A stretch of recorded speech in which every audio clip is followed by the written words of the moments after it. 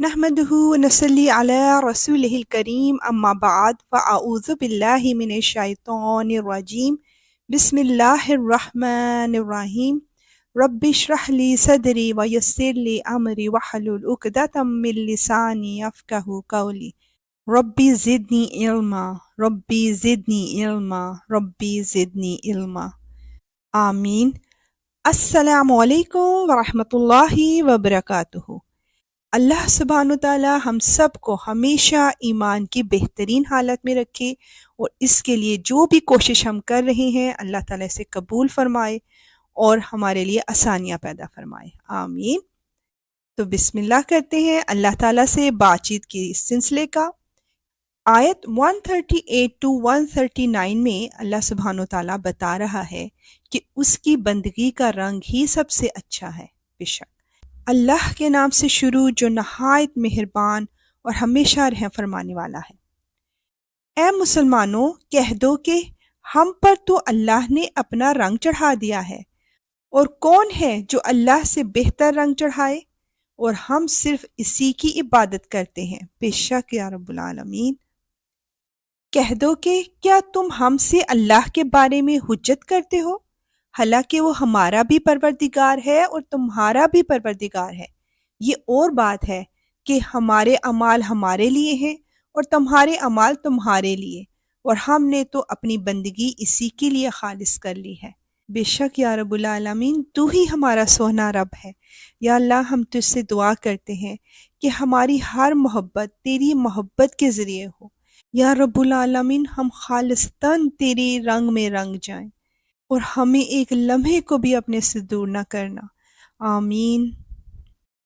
آیت 140-41 میں پھر اللہ تعالی ہماری آنکھیں کھول رہا ہے اور بتا رہا ہے کہ نجات کا دار و مدار اپنے عمل پر ہے۔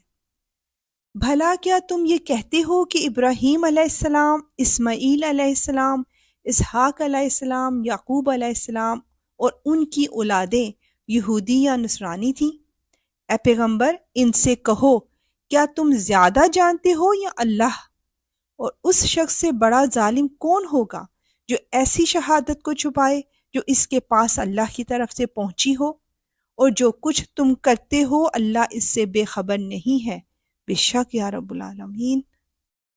بہرحال وہ ایک امت تھی جو گزر گئی، جو کچھ انہوں نے کمایا وہ ان کا ہے، اور جو کچھ تم نے کمایا وہ تمہارا ہے، اور تم سے یہ نہیں پوچھا جائے گا کہ وہ کیا عمل کرتے تھے۔ سبحان اللہ۔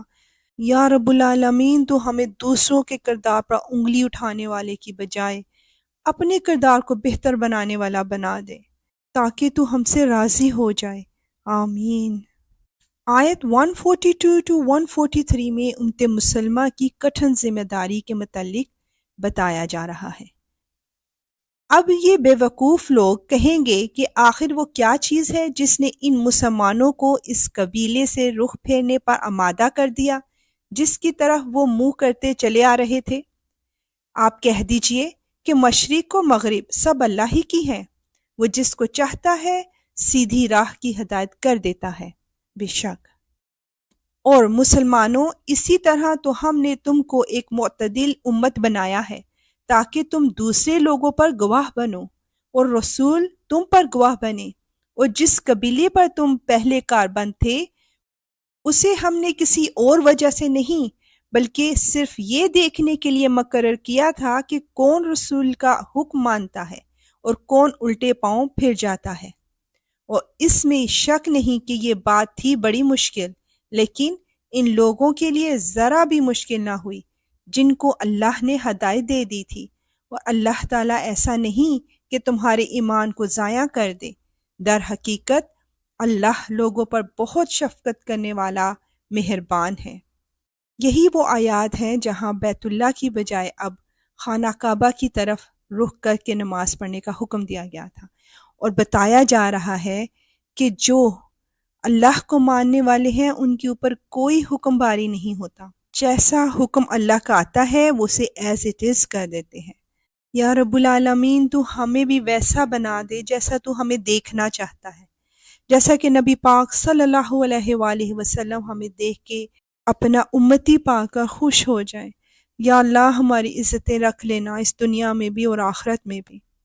نبی پاک صلی اللہ علیہ وآلہ وسلم کو یہ اندازہ تھا کہ بیت المقدس کو قبلہ بنانے کا حکم عارضی ہے اور اللہ سبحانہ وتعالیٰ جلد ہی بیت اللہ کو قبلہ مقرر کر دیں گے۔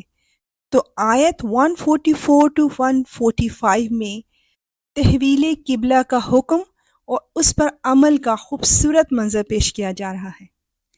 اے پیغمبر، ہم تمہارے چہرے کو بار بار آسمان کی طرف اٹھتے ہوئے دیکھ رہے ہیں، چنانچہ ہم تمہارا رخ ضرور اس قبلے کی طرف پھیر دیں گے جو تمہیں پسند ہے۔ لو اب اپنا رخ مسجد حرام کی سمت کر لو، اور آئندہ جہاں کہیں تم ہو اپنے چہروں کا رخ نماز پڑھتے ہوئے اسی کی طرف رکھا کرو، اور جن لوگوں کو کتاب دی گئی ہے وہ خوب جانتے ہیں کہ یہی بات حق ہے جو ان کے پروردگار کی طرف سے آئی ہے، اور جو کچھ یہ کر رہے ہیں اللہ اس سے غافل نہیں ہے۔ سبحان اللہ۔ اور جن لوگوں کو کتاب دی گئی تھی اگر تم ان کے پاس ہر قسم کی نشانیاں لے آؤ تب بھی یہ تمہارے قبلے کی پیروی نہیں کریں گے، اور نہ تم ان کے قبلے پر عمل کرنے والے ہو، نہ یہ ایک دوسرے کے قبلے پر عمل کرنے والے ہیں۔ اور جو علم تمہارے پاس آ چکا ہے اس کے بعد اگر کہیں تم نے ان کی خواہشات کی پیروی کر لی تو اس صورت میں یقیناً تمہارا شمار ظالموں میں ہوگا۔ اللہ اکبر۔ یا رب العالمین، ہمیں ہدایت دے دینے کے بعد ہمارے دل ٹیڑے نہ کرنا۔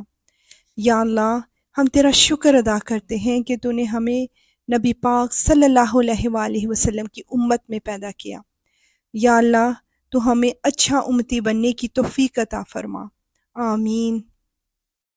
اے اللہ، اس کتاب قرآن پاک میں سے ہماری زبانیں جو پڑھتی ہیں اس میں ہمیں تفکر، تدبر اور اس کی سمجھ عطا فرما، اور اس کے معنوں اور عجائبات کی پہچان کروا، اور جب تک ہم زندہ رہیں اس کے مطابق عمل کریں۔ بے شک تو ہر چیز پر قدرت رکھنے والا ہے۔ بے شک یا رب العالمین۔ انشاءاللہ ملیں گے نیکسٹ آیات کے ساتھ۔ اب اجازت، وآخر دعوانا ان الحمد للہ رب العالمین۔ سبحانک اللہم وبحمدک، اشہد ان لا الہ الا انت، استغفرک واتوب الیک۔ السلام علیکم ورحمۃ اللہ وبرکاتہ۔